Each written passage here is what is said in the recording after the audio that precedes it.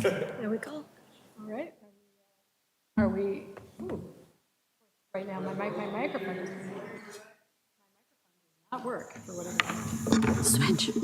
Swap here. All right. All right, Westborough TV, are we live?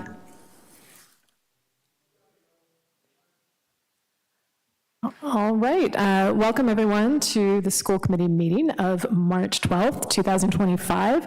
I have the honor and privilege of calling this meeting to order as the superintendent of schools. This is the one meeting of the year that the superintendent gets to call to order because we will endeavor to do some reorganization right at the start.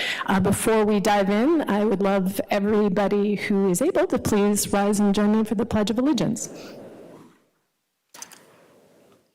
Pledge allegiance to the flag of the United States of America and to the republic for which it stands, one nation, under God, indivisible, with liberty and justice for all.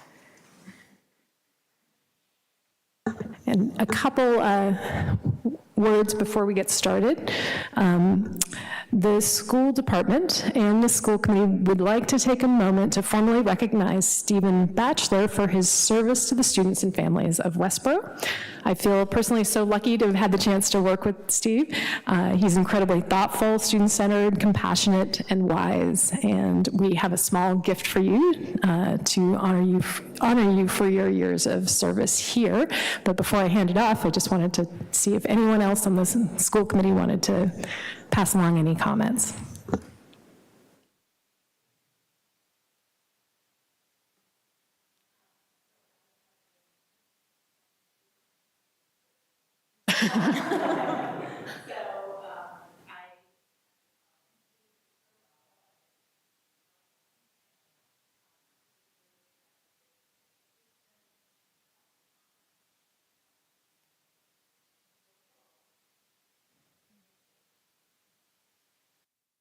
Okay, my turn. Oh, we're on. All right. Sorry, Jane. Steve, it's been a pleasure to sit next to you this last year and to work together in the last 2 years total. Yes, you are very thoughtful. I agree with that comment. Very student-centered, easy to work with, easygoing, cheerful, and knowledgeable. I'm definitely going to miss you here. Thank you very much for the time we had a chance to work together. Well, it's been wonderful working with you, Steve. And in fact, you were an anchor to the committee while you were here, and many good discussions and logical conclusions, I think, led us all to be better people during your term on the school committee. So I thank you very much. I want to echo what Steve just said. It's been such a wonderful experience being able to work with you. Your breadth and depth of knowledge about everything that we discussed, or many of the topics that we would discuss oftentimes, was really admirable. I was able to learn a lot from you. You were often quiet, but when you spoke, you always had some really wonderful additions to the conversation. So I really appreciate that. I'm looking forward to seeing what you will do next. I'm also super excited for your family that now you're going to be able to give them some more time, but we will miss you, and thank you so much. And by saying, Steve, it has been a pleasure to serve with you over the past year. Thank you for all the time that you've given to the town, everything you've done, and I hope that you enjoy your retirement from formal public service. So thank you. Okay. I also just wanted to say thank you. You've been a great role model and person for me to look up to on this board. Your knowledge on everything has been just amazing for me to watch and learn from. So on behalf of everyone, I have the honor of giving you a few things here. Right up top. There it is. Thank you.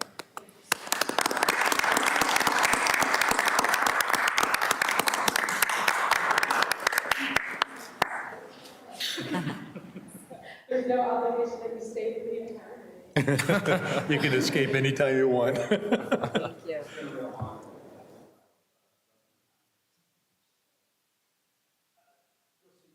Thank you. Thank you, Steve. Thank you, Steve. We hope to see you back for Citizens Request at some point. That'll be fun. Now, really, the next order of business is the reorganization of the school committee. And the way this works is I'll call for a nomination for chair.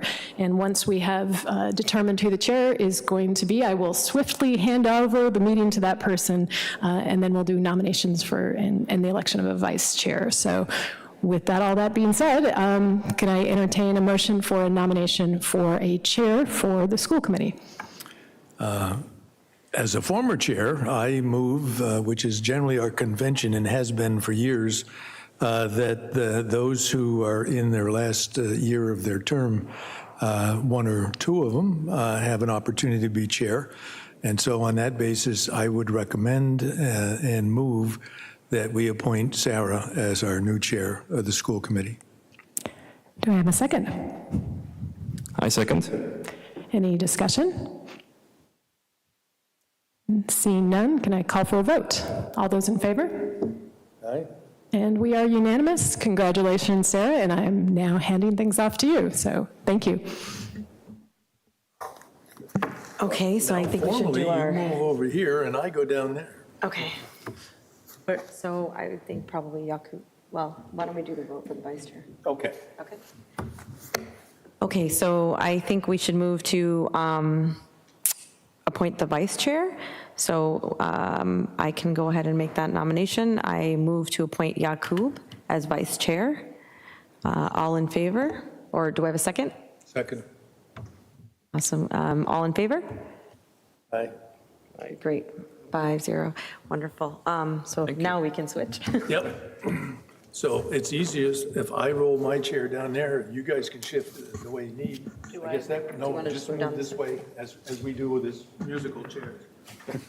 I like this chair. Sorry. Oh, I see. I forgot. Okay, sure. So do you want me to move? Is there a convention where the veteran member of school committee gets to keep the good chair?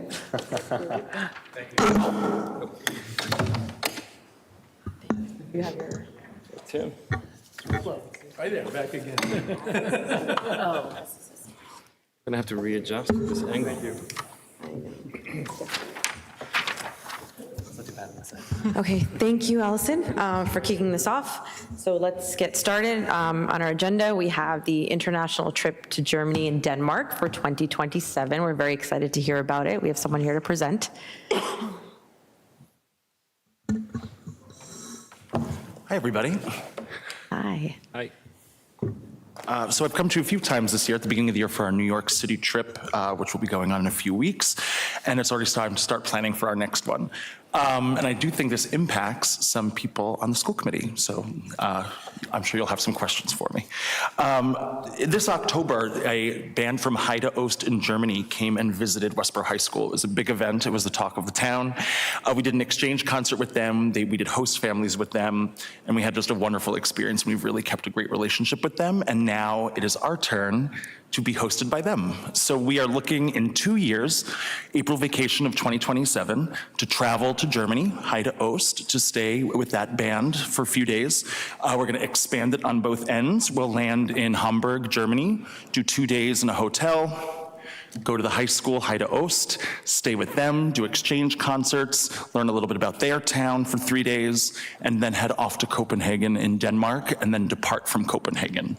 This will be from April 17th through April 23rd, 2027, roughly a little before April break and a little after. This will impact current 7th graders, 8th graders, 9th graders, and 10th graders in the band program. They'll be the ones eligible to go. So again, we're traveling internationally from Logan Airport, traveling to Germany, doing some sightseeing at the beginning of the week in Hamburg, Germany, traveling to Heide Ost, and then heading to Denmark to do some cultural experiences there before heading back.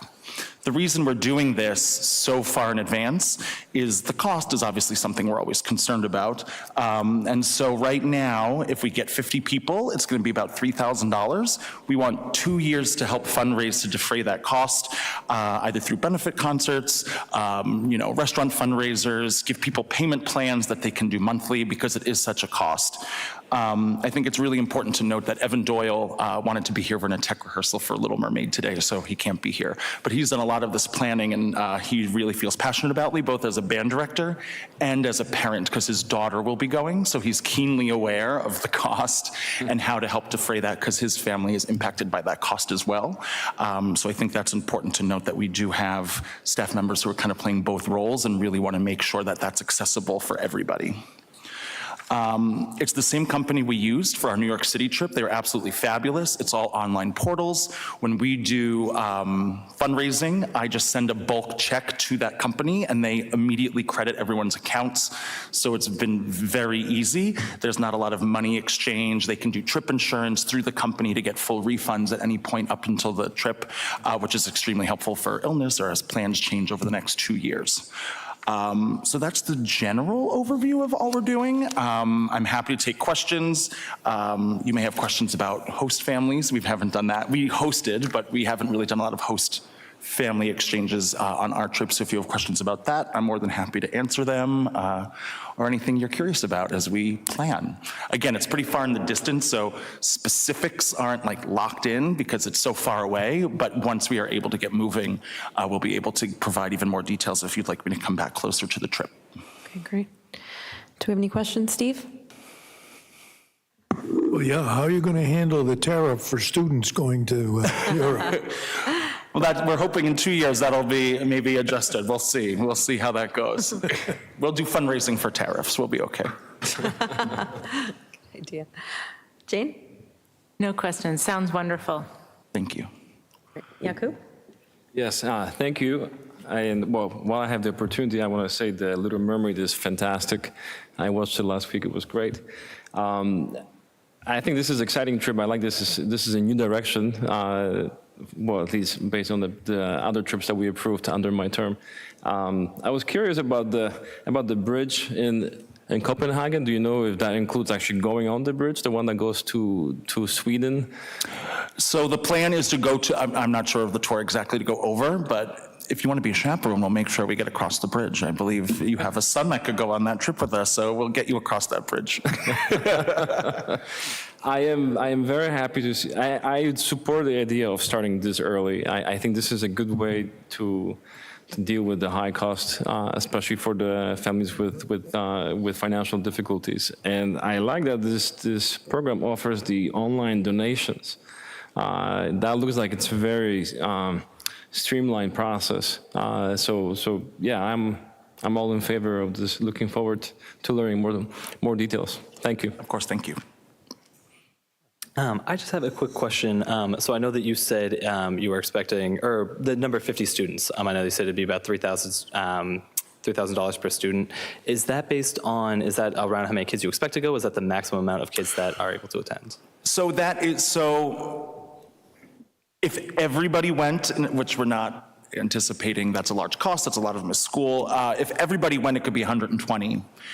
We're also, it's our first international trip in the D-Wing in at least 40 years. So we also want to make it a manageable amount of students as we're taking them across customs into foreign countries. So we want to make sure that it's manageable so that they can get the best experience possible. So our target is in between 40 and 50. We'll certainly take a few more, but again, we're not looking, like we're bringing 150 to New York. We're not looking to book that many charter jets to, to Germany. So we're trying to keep it in a reasonable number that will allow us to manage that process a little bit more efficiently, especially because it's our first time traveling internationally. Sure, which definitely makes sense. And I know that you said that it might be roughly 120, 150 students if everybody in the band did choose to go. Is the 40 to 50 number, is that just the assumption of that's how many kids will likely participate, or is there going to... That's how many, yeah. So currently we have 110 kids in band. We have 120 registered for next year. So, in between 130 would be the max number of students in band that would be able to go.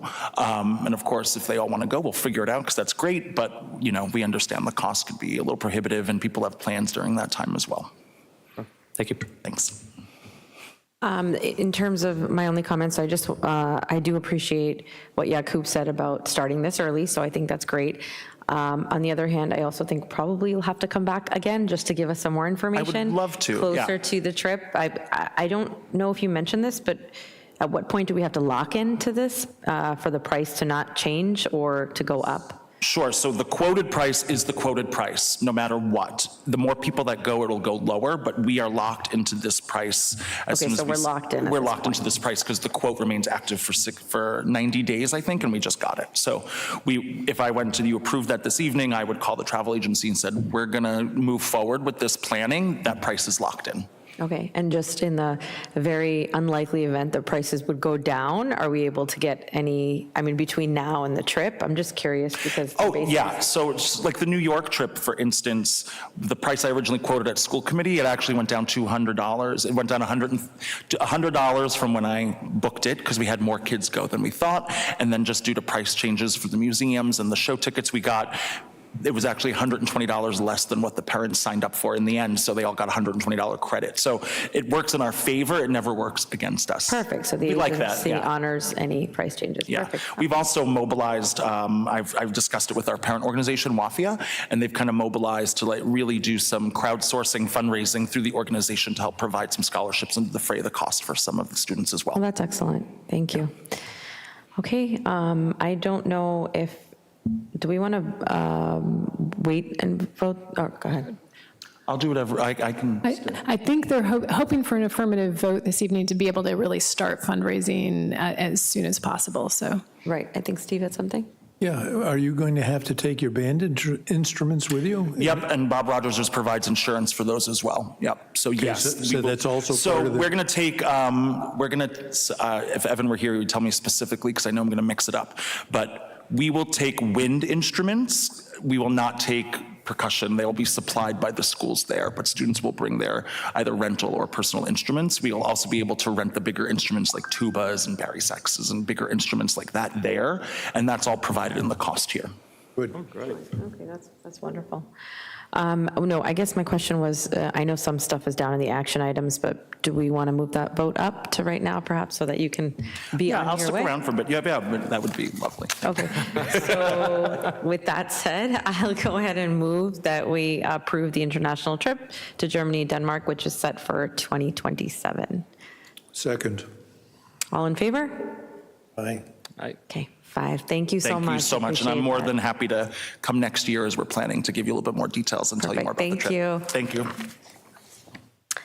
I guess now I'll hand it over to Allison. She has some updates for us with the Accept and ABC, so go ahead with that. Sure. I wanted to provide just, and these are going to be available to you online, but a couple of the document updates from both the Assabet Valley Collaborative and the Accept Collaborative. As you know, we're members of both, and they both kind of serve different niches. So the AVC Collaborative, Danielle, if you can click on that link, that's actually the annual report that they produced at the very end of the year. So that's sort of one of the more recent things I have for you, and I was just at a meeting this past week, so it's still too late to slide that one in, but we'll do a little catch up. I've gotten behind on these for you over the last month or so, so we'll be catching up over the arc of the next couple meetings. But I'll offer that up for your perusal. It kind of goes through the programming that's there, the goals that they have. I've been really impressed with the organization. I think they're forward thinking and they're working really hard to think about how they can bring value to the wider community in terms of professional development, in terms of special education programming, and also in terms of transportation. They are really sort of thinking hard about what's happening in that universe of out-of-district transportation, and they essentially serve as the kind of point person for all these districts who contract through them with Vanpool to do out-of-district transportation. And it's a messy business, and they are kind of wading through a lot of the mess on behalf of the member districts. So I appreciate them very much. If you have specific questions about those, kind of anything at Assabet, I can certainly take the questions. I probably won't be able to answer them this evening, but I can sort of cycle back. The executive director, Kathy Cummins, is very responsive, and I've been really impressed with her. So I'll pause for a moment. Sure. Just one question about the caps for kids. Yes. That's listed as the second provider for transportation to supply for whatever Vanpool is not doing. Is this impacting our district in particular, or no? As of right now, so the students we have being transported are primarily on van pool vans. We have had a couple instances of using cabs for kids. The reason they're not the primary provider has to do with Aspet Valley went through a bidding process much like we did, and van pool was the low bidder. Cabs for Kids was significantly higher, but a provision of that contract allows for AVC to use cabs for kids, and Vanpool actually pays a penalty if they can't meet that expectation. So there's a monetary check on that to make sure it doesn't become outsized, I guess. But as far as I know, we've only had a few instances of that happening. Okay, and that money, the penalty, that goes back to the districts, right? The money, in terms of the funding, the penalty gap? The penalty, right. I'd have to check on exactly what the accounting is, but my assumption is, yes, that we're not paying the overage price. We'd pay whatever the contracted rate is for our original contract, not for the overage. And Anita's saying, yes, that is correct. She is. Okay, thank you. Okay.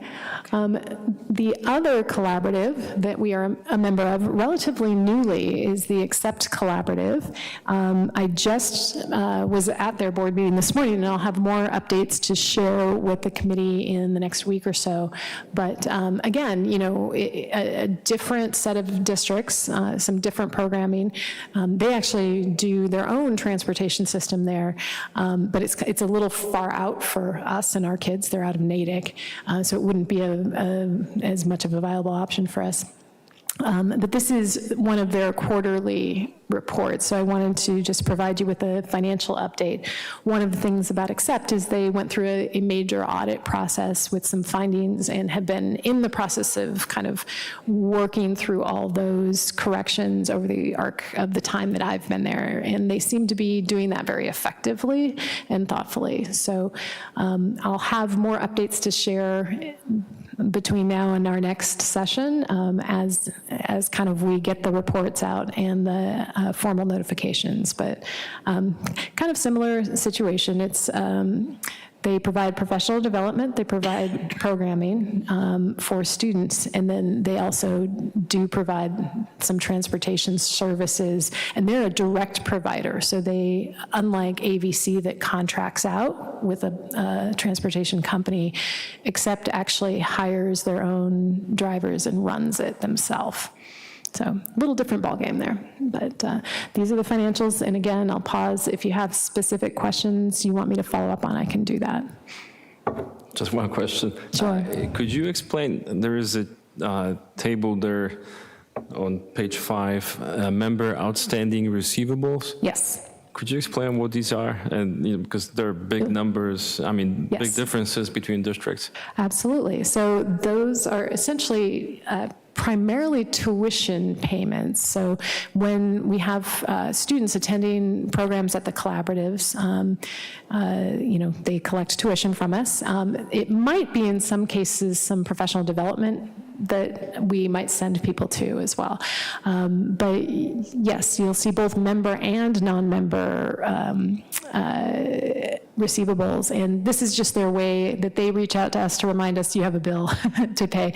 I will note for the record that as of this morning's meeting that I went to, Westborough was down to 0, so our folks are really good at keeping that, that payment stream going well. So Thank you. you're welcome. Okay, Allison, I think you have some updates for our strategic plan, mid-year report. Sure, and if click over onto this. So this is a memo linked to some working documents that really are, they're kind of messy back-end work that we do. They're very much a living process. It's not a formal report, but it does give you a sense of some of what's been happening in each of these core focus areas. So Danielle, if you scroll down a little bit, there's kind of 5 central themes in this plan. You know, the kind of first, and I would argue most important, is the teaching and learning. wellness and relationships, communication, community and connection, management and operations, and facilities. And for each of those hyperlinked, let's start with facilities because it's sort of the most straightforward.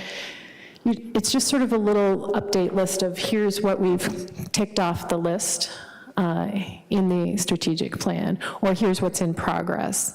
I think it's a big, busy place here in the Westborough schools, and I've been very impressed with just how hard people work at kind of getting after the things that have been identified as strategic priorities. And they've really internalized an improvement-oriented mindset, so people are not just resting on their laurels here. There's always a sense of, like, what are we going to work on next? And I think that's, it's just such a gift to walk into that as a district. I do want to preview that we'll probably work on the formatting of this moving forward because even though it's a working document, it's a lot to process if you're from the outside looking in. So if you look, for example, if we go back for a second to the overview and then go to, let's see if I can find this for us.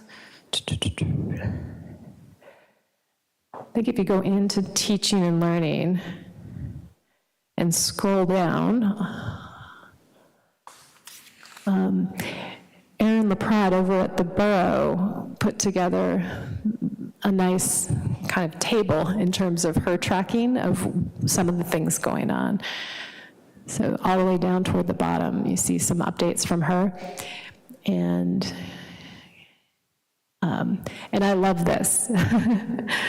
So I may try and move us all to something like that so you can kind of see really clearly, like, this is what's ongoing, this is what's complete, this is where it's from, so that, you know, just for a readability standpoint, we'll be looking at that as a team and sort of figuring out, can we do something like that, both for our own internal tracking, but also so when we're sharing out, it becomes really easy to see what's still going on and what is,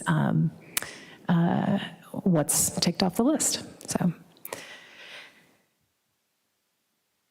So my main hope in terms of focus tonight is to spend a little more time talking about just thinking ahead to town meeting and preparing for that. So I wanted to share this out with you, give you a snapshot of where we are.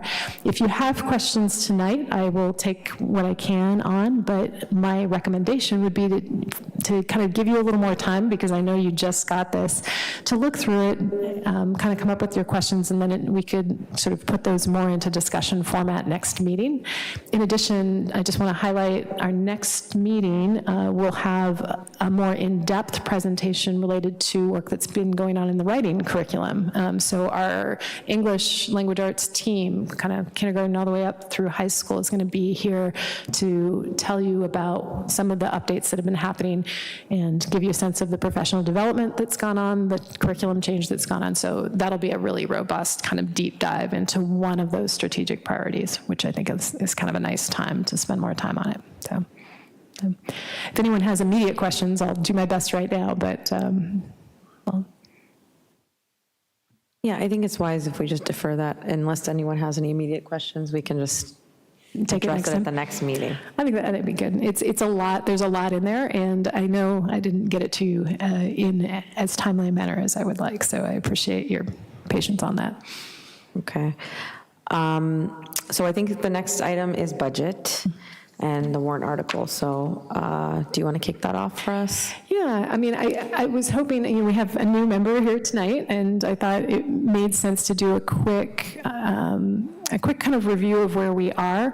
I put together an updated slideshow that I've used in a video that I prepared to send out to the community. That's been shared internally, and I'll be pushing it out tomorrow to people out in the rest of the world. Also, just to get feedback from you all as we're heading into town meeting, I'm very aware that I've got a short window of time with the assembled community to make sure that we put our best foot forward in terms of what the needs of the school district are. And so this is kind of working my way toward that. This might be a little long still, but some of these things you've seen before, so I won't belabor them, but we'll start here. So, functionally, this kind of goes through the organization. I do think it will be important to spend a minute or two really reminding people about the state of the Westborough schools and the sort of extraordinary work that's done here. I do think it's worth noting kind of where we started, which is with the premise of a level services budget, and talking about some of those major budget drivers that contribute to that budget. Provide an overview of where we landed with the operating budget, really acknowledge why reductions happened in the cycle of this year, give people a sense of the reduction process and impact. We can talk through, between now and the 22nd, who's doing presentation on the capital articles, because those are kind of a separate bucket. And then I had a couple final thoughts I put in there. One is kind of a nice thing, and one is a worrisome thing. So that's the arc of the presentation. So I kind of took a lot of the academic stuff and compacted it into a single slide to really focus on excellence in academics, in athletics, in the arts, and also just our students' overall social and emotional well-being. And I think a lot of this information sort of speaks for itself, but academically, MCAS scores are great. Our kids are acknowledged, and our schools are acknowledged in U.S. News & World Report and Boston Magazine. We have a very high graduation rate and a very high instance of students attending four-year colleges. In athletics, we've got teams winning state championships. We've got fantastic participation both in competitive and intramural sports, some really great standout individual performances, and also, phenomenal sportsmanship. Our kids are really a class act out there, and it's nice to see. In the arts, wonderful things happening across the board, and I've got Chris here, so I can brag a little bit about that with him in the room. So some honors given at some of the local festivals around music performance. We have 7 different drama performances during the year, and when you kind of walk around, you can really see the artwork on display. And if you've been to any of the concerts, it's just such a joy to be part of the performing arts experience here. And then finally, on the social emotional front, our kids are faring really well. You saw the data that was presented by Cam and Roger related to Metro West youth risk behavior data, and I think it really speaks to the idea that, being a kid, growing up in this day and age is not as easy as it used to be in some ways, and our kids are weathering it pretty well. They're doing their homework, they're getting to sleep, they're participating in things. We're a little bit worried about their driving, but we're working on that, so it's a good overview overall. So we'll go to the next slide now. As you're aware, and we've talked about, I started out with the premise of a level services budget, and I think it's important for folks to know what that means, that we really made an effort to take our existing programs and existing services and just roll them over, and not kind of do a lot of addition and expansion at this time. We had heard really clearly that isn't something that the community could afford right now. I'm hopeful that we'll get to a place where we can kind of think about those types of things within the next few years. But our level services premise had to do with keeping our class sizes within guidelines and supporting the programming that we value. And we'll move to the next one. I want to make sure people remember that in terms of budget drivers, our number one budget driver is always salary. We're just a people business. 80% of what we spend in the schools goes toward paying the salaries of folks, and most of those folks are people who work directly with students. So it's our teachers, it's our paraprofessionals, our administrators, people who are in and around the buildings, doing that really important work of interacting with kids and making sure things go well. We do have a few other major drivers that show up, but many of those we don't really control. So transportation is a cost that's very hard to grapple with. Out-of-district special education costs are very hard to grapple with. Utilities, we don't control that. So I think the place we do have the most control over in the budget is always salary. I'll move to the next slide. Folks may or may not be aware of out-of-district tuition, how it works and why it exists. And this is important because, we, I think, do an extraordinary job in Westborough keeping kids within the public schools here. The programming is excellent. And whenever possible, we want our students to be with their peers alongside their friends and neighbors in classes here. There are going to be occasions in any school district, no matter how well you've built out programming, where a student's going to have a need that you just cannot meet. And it's important that the district and the community provides for that student. So that's where out-of-district tuition comes in. So a handful of our students are educated outside our public schools in either collaborative programs or private special education schools. Those tuitions are high, and they are not set by us in any way, shape, or form. They're not really controlled by us. And over the last few years, they've gone up substantially. So 2 years ago, as you're aware, we had a big increase. Yeah, could we get a thought? Just one question. Maybe it would be, or maybe request, it would be nice to see in this chart for those bars, how many students were out of district, because it's hard to compare. Yes. What is the number of students that changed, or the cost of that tuition, or Yeah, both? that's a great question. I can look into that. I think that's a good idea. Thank you. And I think it's probably a combination of both, but we can find out. I'll have to see what we can do in terms of look back.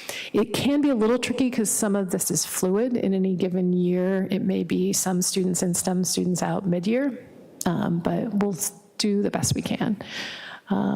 Thank you.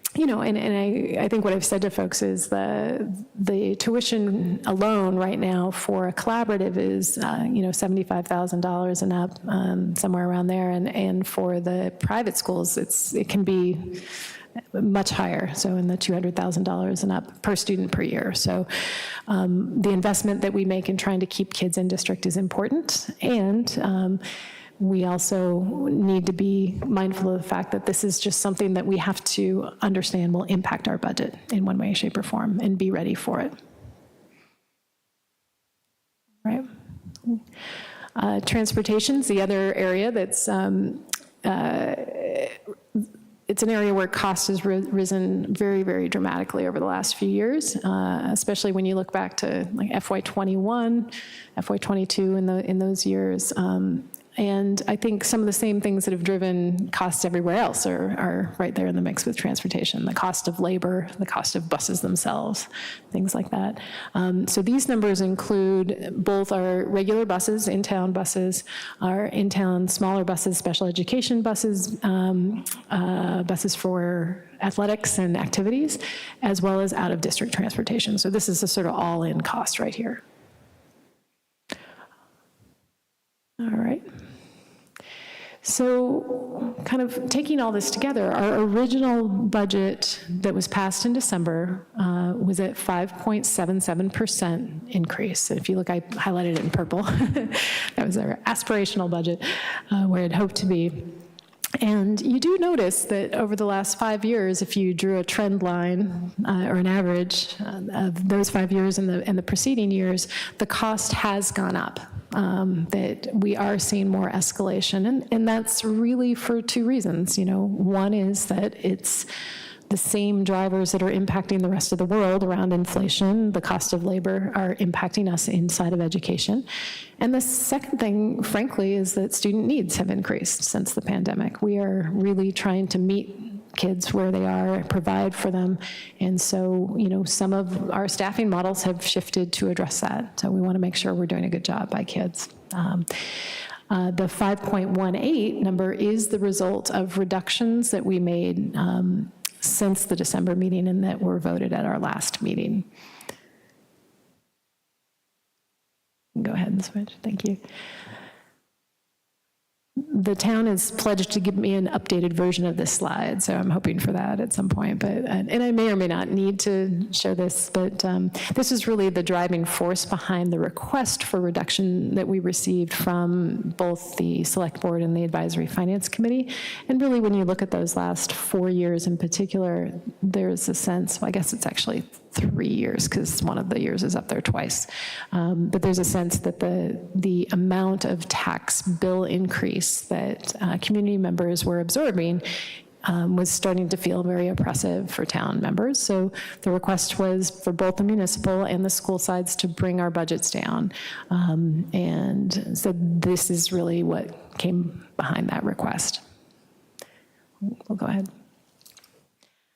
I've talked with you all about our process, so I won't belabor that, but I do think it's important for people to know that this was a team-based process. Really, it was asking the heads of all the departments within the school, heads of different buildings to do that thinking. They are the people who see the needs within their school and have clarity about what's manageable, how they can rearrange and do the best they can without some of the things that were initially in the budget. And it's a great team. They did extraordinary work, so I'm very proud of that process. When we get to the next slide, it includes some of the things that they came up with as priorities and values, things we want to hold on to. So we'll go ahead and shift to that, Daniel. And I think this speaks volumes about where the minds of that team are at. People really approach this thoughtfully, wanting to make sure that to the extent possible, we're holding on to everything we can to support our students and trying to be creative about how to come at it. I think they really worked hard to make sure that reductions that they put forward were the right ones. So. And as you recall, I kind of came forward with a tiered approach, and it included kind of a lower tier, tier 1, that I had calculated at $548,000, although the asterisk is because that included a reliance on revenue. And then tier 2 would have added an additional $323,000 to that first tier. So the kind of all-in reduction would have been $871, is that my math right? $871,000.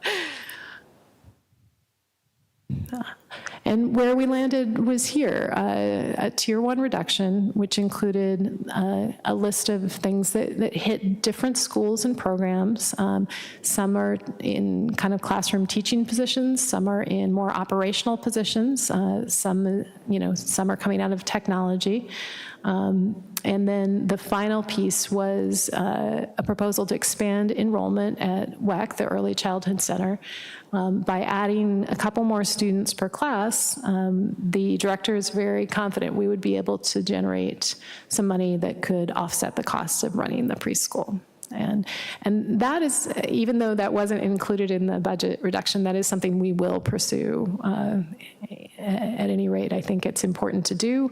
They are in a place where they think it's doable, and if we can realize some of that funding, we may be able to make some restorations on this list. So that's the all-in overview. We came in at 5.18 at the end of the day, and a budget of $70,466,789. And you can see the impact on categories here. When you look, salary isn't the biggest percentage increase by a ways. It is the biggest impact, though, again, because it has the biggest portion of the budget. But special education costs overall are coming up 8.4%. Transportation, which includes out-of-district transportation, up 17.31%. Part of that is a new contract, but part of it is an under-budgeted line this year. We had to kind of readjust to make sure we were going to cover our costs moving forward. Utilities are up. And then we controlled everything else we could. So buildings and grounds, we kept even, and all other non-salary lines, we ended up actually, in the end, reducing, in part because of that technology reduction. The three capital requests that are going to be on articles on town meeting floor. One is for the Gibbons floor replacement to pull up and replace that original wood flooring. The second is for kind of an array of plumbing and HVAC repairs that have kind of come to the surface as more urgent needs and needs that would stretch us outside what we can really afford within the operating budget. And then finally, the beginning phases of the mill pond chiller replacement. That piece of equipment pictured right there is aging out, and that's a big, busy building. We want to make sure that the climate control works, because otherwise it would be no good. So I think this gets us on track to replace that within the next year or two, if we can start the design engineering phase this year. I put a note up there about looking into other options, such as heat pump replacement. I'll be real direct and honest if anybody asks. Philosophically, I would love if it were possible to have a more efficient option. I think price-wise, it's going to be way out of line. The material, the kind of work that would need to happen to make it happen is extensive work inside the building as well as the equipment outside the building. And I think the order of magnitude of cost differential is going to be such that no grant program in the world is going to come close to offsetting it. That's my sense from having talked to the people we have internally who have more knowledge than I do about these systems, but the designer will look at that carefully. We want to vet the option really carefully and make sure that we're giving it good consideration, because if it can lead to, a more environmentally friendly process that also yields a cost savings over time, that's great. We just have to be able to afford it up front too. And my last thing, two final thoughts, the bad news and good news. So final thought number one is the bad news version. You probably read this morning or yesterday, I guess. My days are all kind of blurring together now that there has been now, after some extensive conversation, some significant cutbacks at the Department of Education. We have not heard yet anything that suggests that grant funds are going to dry up or go away. That hasn't been part of the news, and there is a sense that there's going to be work to hold on to that. However, one of the things I'm mindful of is that the agency oversees these grants. They're the people who administer the grants. Actually getting the money from the federal government to the state and from the state to us, that process could be impacted. So that's something we're going to have to keep an eye on. And who knows what the future holds for this. But I wanted to give you a sense of the total of all of that sort of federal money stream that comes into the district, and it's substantial. So this year we're at over $1.2 million. So if that were to dry up or disappear or be hard to get our hands on, it will certainly have an impact here within the Westborough schools. Let's pivot to the good news. You've seen this slide before, and I have an updated version of it that I wanted to share. Among the benchmark districts, the ones that the municipal and schools are comparing ourselves to, there was one other district that made it to the Boston Magazine Top 20 high school list this year, and that was Lexington. And you see them, they're up there in green, and we're in red. And I think there's a lot to be proud of here. I think there's great work that goes on in this district, and that the district is performing at a very high level. The Boston Magazine Index uses a lot of different factors, and they're kind of the factors that you would want to look at if you were thinking about education. They have to do with kids' achievement, but also things like kind of our ratios around class size and things like that. So when we look at the next slide, this is updated data from DESE, and this is the per pupil spending. This is the most recent data available. Westborough is in red, Lexington is in green, and I think it just speaks to the value of people's investment here. Dollar for dollar, our kids are performing really well. They're doing great things. And when you walk around, they're just great kids. And they are healthy and smart and fun and polite. And all that happens in part because they have great parents, but it happens also because the school system's investing a lot of time and energy in making sure that they are learning and growing. So that's I think, kind of my best final point is that this place is doing a lot with the money that it gets, and it's a sound investment. So I think the last slide is just smiling children. Yes, okay. Thank you, Allison. So let's just have some discussion about this. I'm going to go ahead and ask everyone. Steve, do you have any comments? Not now. Okay. Jane, go ahead. So this is such a great overview, and you sent it to me earlier today, and I had a chance to go through, and I mean, I was really struck by the last few slides. I mean, the smiling children are great, but the two before that, you know, this is really, to me, like the money slides, like here's not the dollars, but, you know, this is what is going to grab people, and showing that we are high performing but spend less is, to me, such an impactful message. And but we're doing that, you know, we're probably just hanging on at that spending less, right? So if we start chipping away at it, then we're not going to go to number 13. We're going to drop way down, and there's going to also be impacts on all other parts of the students. And so the only suggestion I have, if we were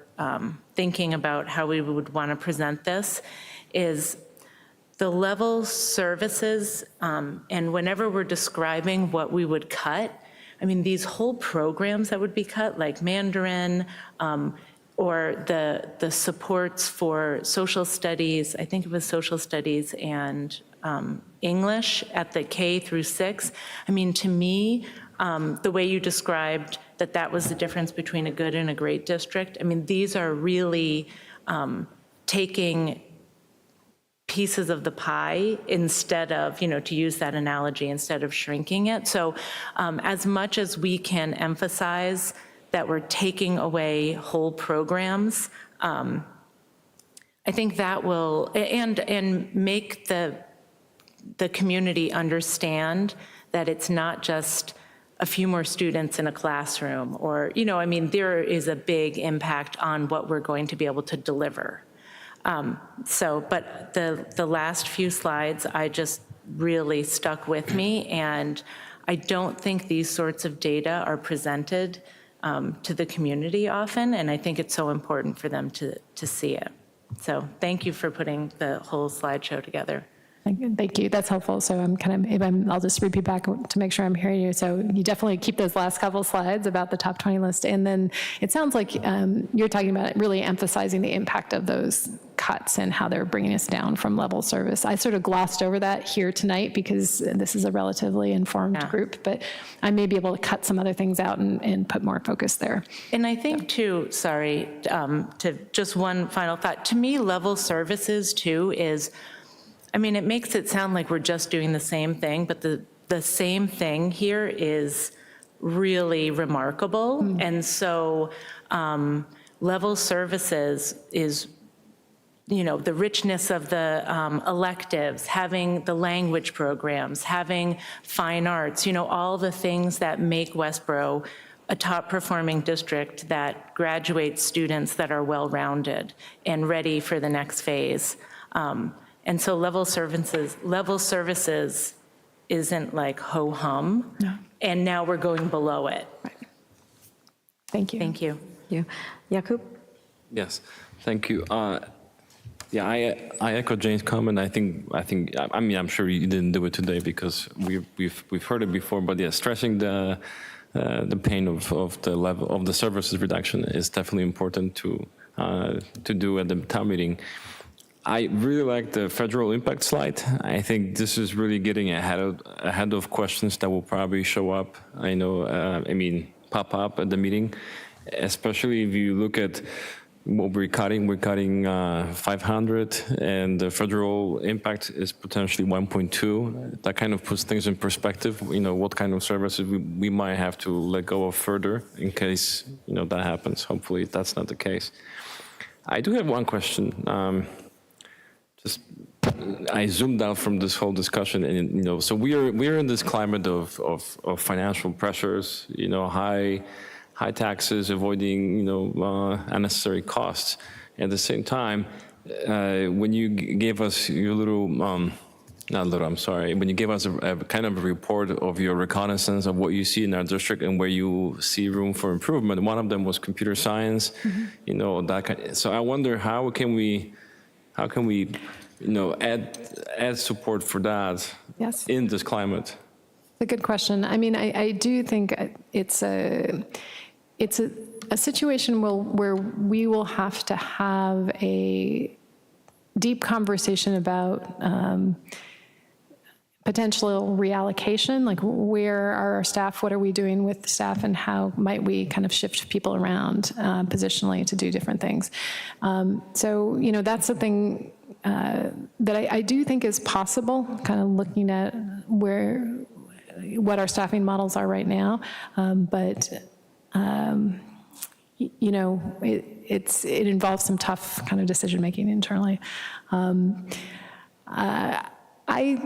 I think it's exciting work, though, and I think kind of the way I'm thinking about it is if it's something we can manage to do, I don't think it will feel like a loss for the district. I think it'll feel like a huge gain for people. So one of the challenges anytime you're going to build out programming is figuring out, so there's staff, but there's also time and structure and things like that. So we really have to start some good conversations with the leadership team about, you know, where does the time come from, and then where do the people come from? So, Thank you. Tim? So I also have a question relating to the federal impact.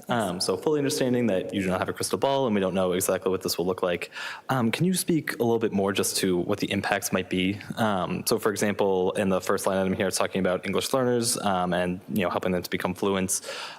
Just understanding some of the funding mechanisms. Like for example, if the first one here was to be, all the funding was to disappear tomorrow, like an executive order were to go out, that wouldn't affect students the next day in class? Would it be the next year that we would see those impacts? Or I'm just trying to understand a little bit more of what it'll look like on the ground if these things do come to pass. it's a great question. I mean, I think we need to look at the kind of, so funding is going to go to, that we get from grants goes to a few different places. Some of it goes to materials and supplies, some of it goes to professional development programming, and some of it does go to offset salary. So that's the biggest worry I have. And in particular, I'll use a different example if you don't mind, the 140 grant, I think, or is it 140 or 305? Or 240, I'm sorry, IDEA. So that if you look, IDEA is the biggest chunk of change up there, $981,472. Pretty much all of it is tied up in staffing right now. So that gives you a sense of the scale of impact that could happen. Now, IDEA, I'm hopeful that the government wouldn't kind of go after that funding. It's special education funding. I think it's the kind of thing that impacts all people everywhere. And so politically, it would seem like something worth avoiding. But you know, political conventions don't seem to be holding true right now, so I want to be prepared for that. Typically, these things happen at a cycle, so it would be something where, for example, if we were to receive word, we would have to pivot quickly and look at our staffing models for next year. So. And then just one other question. I'm going to assume that you probably don't know this off the top of your head. This is also something that Yakub had asked relating to the out-of-district tuition and asking for the numbers of students. I was just wondering if we are able to follow up on that, if we could see a breakdown between the private tuition and then the collaborative tuition as well, understanding that it's, you know, might be the average student for a given year and not an exact number. Yes, I can definitely do the one thing I want to be cautious about in terms of presenting data, and I'll take a look at the data carefully. I just want to be careful to present it in a way that does not spotlight particular students. So in the case that we have lower numbers, I'll just be thoughtful about that. But I'll try my best to get you some kind of either a good average per student or kind of a number of students or something like that to respond to your question. Yeah, definitely appreciate the sensitivity, so thank you. You're welcome. Thank you. So I think everyone touched on a lot of things that I was thinking. Additionally, I was hoping that maybe we could get some even more detailed information regarding the cuts as far as, for example, you refer to the fine arts and wellness. It's a little bit general. I would love to present to the public exactly where this is going to hit. We're going to have, the public from all, parents with children from all different schools, so this is where that becomes a little relevant.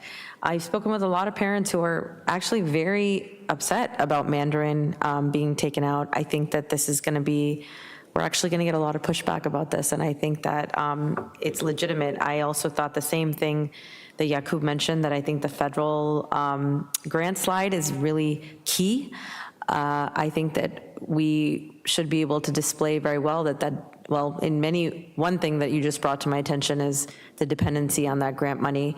Although we may not be necessarily facing those types of cuts immediately, I also think that it's, shows our vulnerability to that, and also the fact that, them being tied to employees, that's a big issue. And I also think, what we've learned from the articles is that 50%, I believe, of the staffing has been cut from the Department of Education, is what I read in an article earlier today, which means that even if we can expect that funding to continue to flow, at what rate is it going to flow? When is it going to hit our districts, and how are we going to manage that? I think that those are all really important things, and in the context of us cutting and making these decisions, I think that this is very important to be taking into consideration at the same time. So my only real suggestion with respect to this slide, and also to expand on what Jane mentioned, is I think some of this jargon is, you have to be familiar with it. Level services, I know it sounds self-explanatory. I would love for you to expand on that and really not only let the public know what that means, but also sort of touching on what Yakub mentioned, we are essentially going to be the growth that we were trying to, the different programs that we were trying to expand. I know we've talked about APs, we've talked about different programming. He mentioned computer science, things of that nature. It may be worth it to mention in these slides what we were looking to pursue, but we will be unable to do so in the next fiscal year. So I think that would be something that would also be helpful, so that the public knows what our intentions were and what we're not able to achieve because of the cuts that we're going to have to engage in. So those would be my suggestions, but otherwise I appreciate you putting this together. I think that we are going to get a lot of community pushback. I really do think we are. I'm already hearing it, that it's not, they're not okay with this, and I understand. So Steve, did you want to mention anything? I know you said at that time you didn't have anything to say. No, I do think that we need to restructure the presentation, because at town meeting, if we give various ideas, the only idea we care about is getting our budget passed the way we've decided it should be. And therefore, things that aren't directly in that line of thinking could be very dangerous to us at town meeting. So what I would hope to do is be able to work with Allison to streamline our presentation, which exactly hammers home what it is the school committee has given up in level services to get to the number that the school committee voted. That's the important message, that in fact we're not delivering in this budget what we have done historically for year over year. And that is the best quality education we can give for the money that is spent. And if you can get back to the third to the last slide, I just want to impress the world what we get for the monies that are spent. That one, back one. That one, yeah. I love this slide so much. I mean, if you compare the services that this town, this school committee, and this superintendent has provided to the town and our Steve, children. can you get closer to the mic? Sorry. I'll just start talking louder. What we have delivered as a school committee superintendent year over year has been the best education we can give our kids, and the evidence is out there that that has been true for the money that we spent per pupil.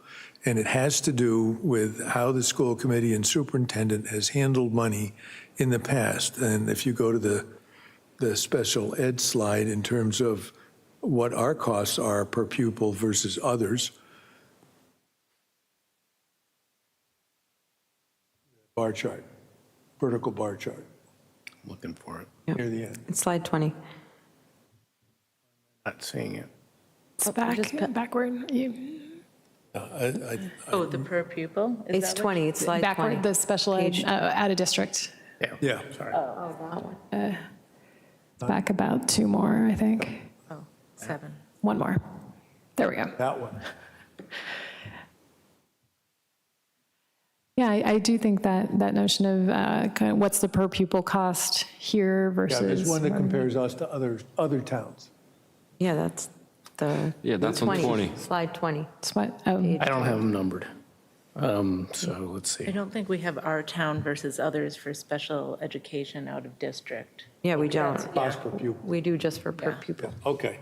But anyway, my point being is that all of us, when we go out and we buy something, we compare what the cost is versus the quality of what we get.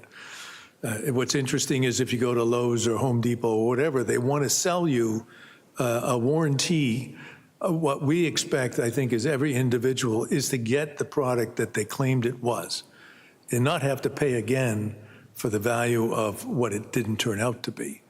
I think the evidence here in the town of Westborough is that we've promised over the years a good education for our kids.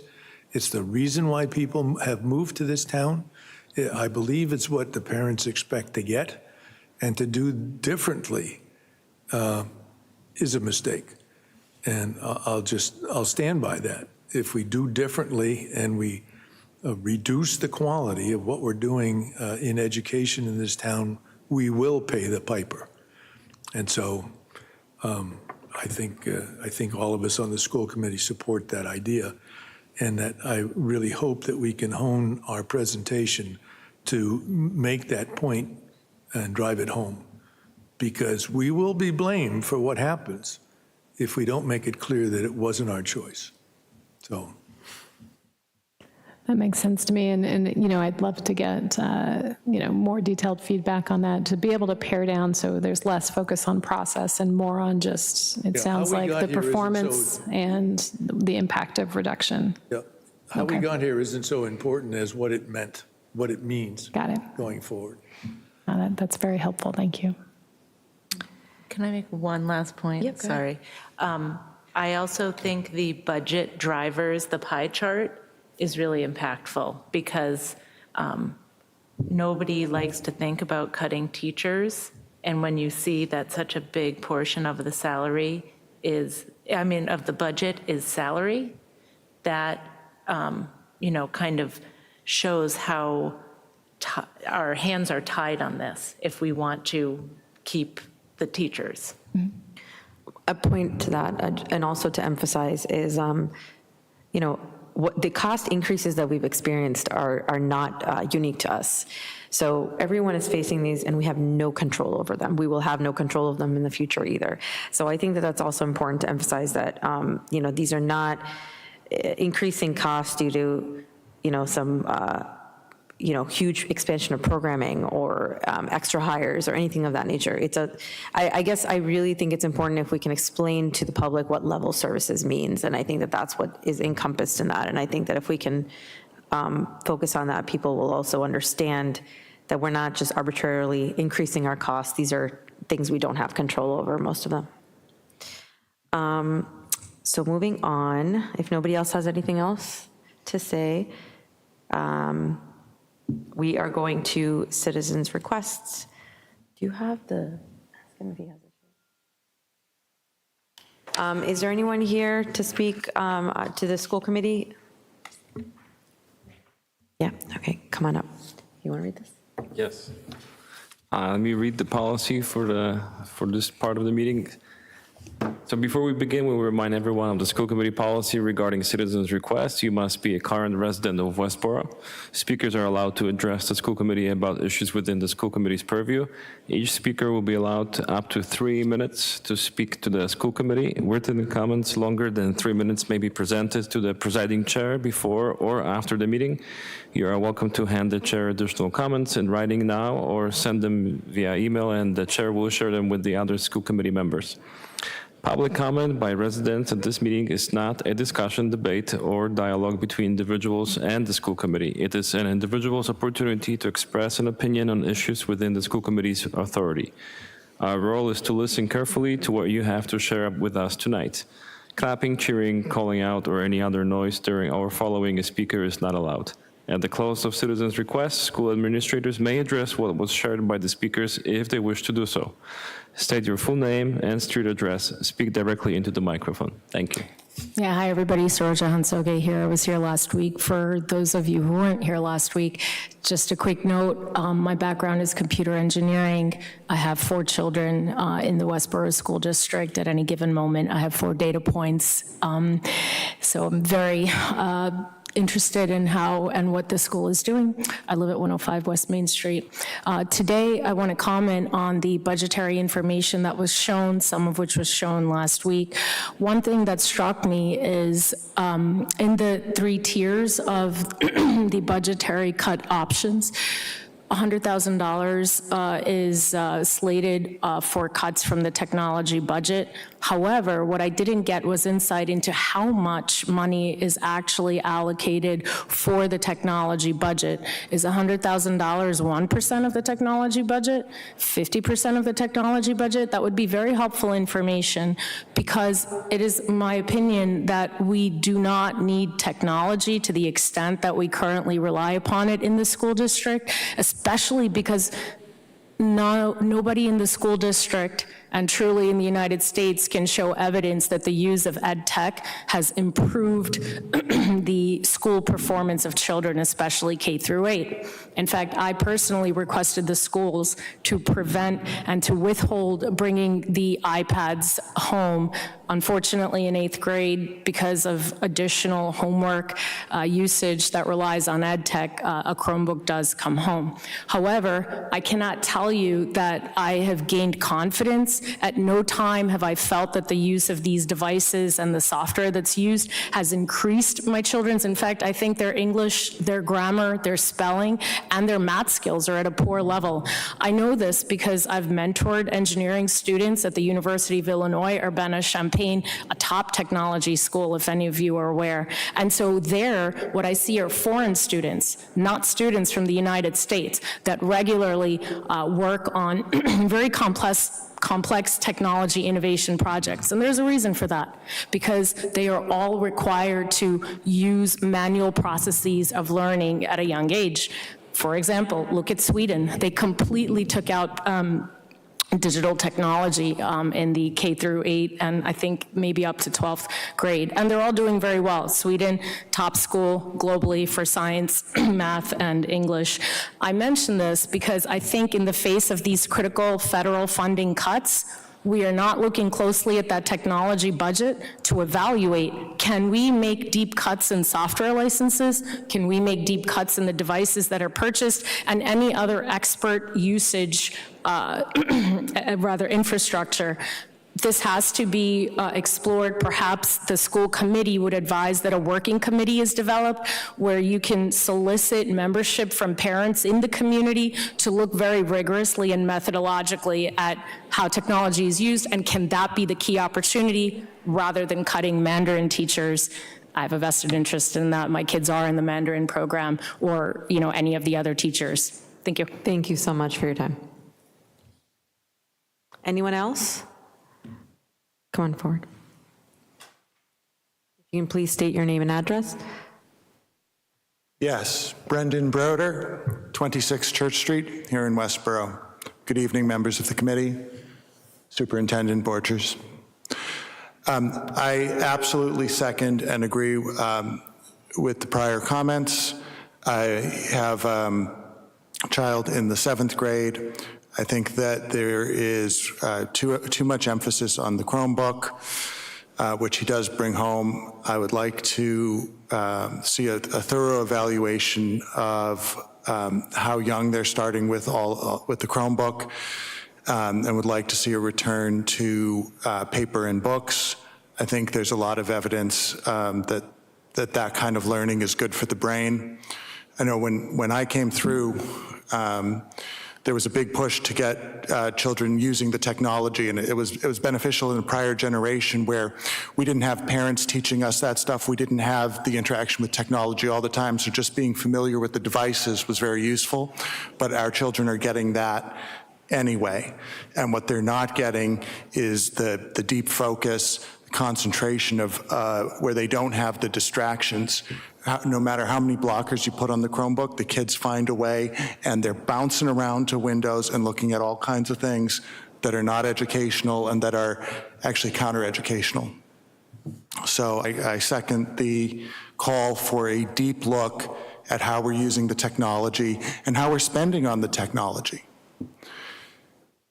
On the cut to special education, I think we need to look at that, or I would ask that you look at it not in terms of how much you save up front, but in terms of the net savings, because as I'm sure you all know, when you if you cut special education too much, you meet the needs of fewer and fewer children in the community, and they start going to other programs outside of the public schools, and you end up spending more. So you're penny wise at the front end, but pound foolish. And now the children that are here aren't getting as high quality service, and you're spending more to send children outside of the school district. On the K-3 wellness and art, I would just say that has been, for my youngest daughter, probably the biggest value add to her education here. Moving into the school system was a difficult transition, and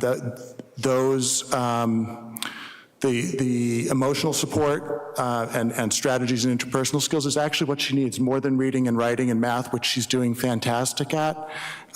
So much she says she's bored with school except for art, which she loves, and the support that she's getting from the guidance counselors in developing interpersonal and emotional intelligence, which for her has been really critical.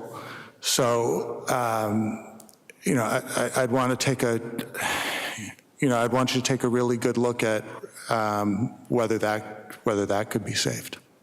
Thank you so much for your time. Just one comment I wanted to make, because you mentioned something about special education. I want to reiterate, I think everybody here would agree that our district is deeply committed to the needs of all of our special education programming. There's nothing, from what I understand, in our current budget that we're kind of forced to pass, even, we'd want to stick with what we had, but what we did, that would eliminate that programming. If I'm correct, Allison, is that correct? Yeah, there are no current cuts to special education services. Right, so I just want to make that clear, but I appreciate all your comments. Thank you, Ms. Shamsuddin. If I could comment. Just a response relative to special education. This district has worked very hard to keep all of our kids in the school system here and to upgrade special education to the point where it actually delivers what we hope it could for every student. That's different than many other school districts in this area. So it would be the last that we would hammer at any point in time, just to assure you that at least I know it's my interest, and I believe it's everybody's interest on the school committee to do it just that way. Thank you. I'll just add to that lastly that I just want to say that while, none of the cuts are things that we want to engage in, this is why it's that important that our community come and support our budget at town meeting. I think that people need to understand the impacts, whether intended or not, may end up, impacting programming that we never intended it to impact. So it's just that much more important that everybody attend and support the school committee in passing their budget. But thank you for coming. I think that takes us to school committee reports. I will start with Steve. Do you have anything to report tonight? No, just I want to thank the community for the vote of confidence, I guess, in my continued presence here on the school committee. And I certainly wish well everybody who ran for an office, and certainly those who were successful we look forward to their service to the town. Thank you. Jane? So similar, nothing to report, but I would also like to thank the community for electing me. It was really heartwarming to see how many people came to vote, to see how many candidates were there, just spending the whole day together. And we are really lucky in Westborough to have so many citizens who want to run for public office that we have contested elections. It was just a great experience, and I'm really honored to be able to serve on this committee. Jakob? Yeah, nothing to report, but I will chime in too. Congratulations to both of you. Well, to Steve for being reelected, and to Jane to joining the board. It's a pleasure to have you here. And yes, I do encourage those candidates who did not make it that they don't give up and they try again in the future. I think it's great to see that we have people willing to volunteer and get out of the comfort zone. It takes a lot, so I appreciate that. Thank you. Similarly, nothing to report tonight, but thank you to everyone that voted. Thank you to everyone that took the time to run, and welcome Jane, and welcome back Steve. So. Yep, so I will just echo that again. Congratulations, Jane, and thanks, Steve, and congratulations. Thanks for all the work you've done, and congratulations on being back here with us. I do want to say that I heard we had the biggest turnout we've had in municipal elections, I would think, in a very long time. I can't say ever, but I think that we had a wonderful turnout yesterday, and that just energizes me to think that we not only have so many candidates that came forward, but people who came to vote, that everyone is very, very concerned and involved in our schools and wanting the best for our town. So that's wonderful. I think that takes us to our last. We have Reagan down We there. have, Reagan's got an update for My us. apologies. There you go. Thanks for the reminder. This is the first day. Oh my God, just quick updates about the schools. For Fails, they have their food pantry collection week, which is going to be next week from the 17th to the 21st. And then on March 20th at 6 p.m. in the cafeteria at Fails, there's going to be a panel of educators there that are going to be discussing setting healthy boundaries at work, and it's open to families in our community. And then Hastings, the parent group is hosting online auctions for families all this week and next week. For Armstrong, on March 15th, there's a free ice skating event with the Armstrong parent group. For Mill Pond, they have their spring evening conferences and parent conferences that are beginning next week. For Gibbons, on Wednesday, March 19th, there's going to be an 8th grade parent information night at 7 p.m. in the Westborough High School auditorium. And then March 14th, there's going to be a spring dance. And then lastly, at the high school, we have String Fest, which is the grade 6 through 12 orchestras, and that's going to happen on March 20th at 7 p.m. at the high school. Course selection is going to be opening next week from the 20th to the 24th. Our spring sport registration closed this Monday, and the tryouts are going to begin next week on Monday. Our spring musical of The Little Mermaid has been a success so far, and they have upcoming shows on the 14th, 15th, and 16th.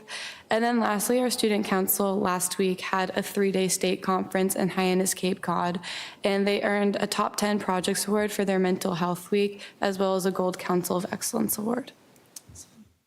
Thank you, Regan. Sorry about that. Won't happen again. Now we can move to our last item, I think, if everyone. Can I, there's one thing I Please. left out, a very important announcement around my update that it's occurring to me I neglected to say out loud and publicly, which is that we received word this last week that my kind of partner in crime here, Dr. Daniel Mayer, is going to be retiring from the Westborough schools at the end of this school year. It has been an honor and a privilege to work with Daniel. I can't tell you, I am somewhat heartbroken. I feel like the band is breaking up a little bit, but he assures me that it's nothing I said. And the work that both he and Sherry have done to sort of build the system into what it is today deserves a lot of acknowledgement, and I hope we have time to do that over the next few months. But I have reached out already to you all around service on those hiring committees, and anyone who's interested, make sure if you haven't yet confirmed your interest, work through Sarah as the chair, and we'll make sure we get, we'll try our best to get some really great people. They are fantastic jobs, so I am well assured that somebody will follow in Daniel's footsteps and benefit from all the work that he's put in before them. So thank you. Thank you, Allison. So the last piece of business here, I think, is just to approve our minutes from our last meeting, actually from 2/26/25. So do we have a motion? I move the minutes of 2/26/25. I'll second. All in favor? Aye. Aye. 5. And I move to adjourn. Do we have a second? Second. All in favor?